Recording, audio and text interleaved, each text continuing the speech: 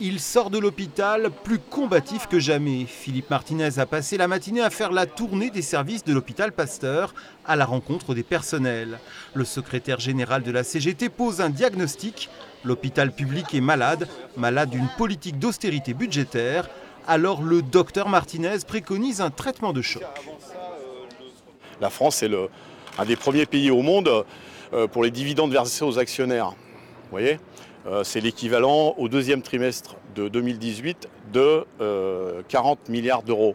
Je pense qu'avec 40 milliards d'euros, on a quoi embaucher beaucoup de monde dans les hôpitaux et puis de leur acheter du matériel qui fonctionne. Le bilan de santé très alarmiste dressé par Philippe Martinez est relayé par les représentants locaux de la CGT. Il dénonce des effectifs insuffisants, des conditions de travail dégradées, dans leurs propos revenant comme un leitmotiv le thème de la souffrance au travail.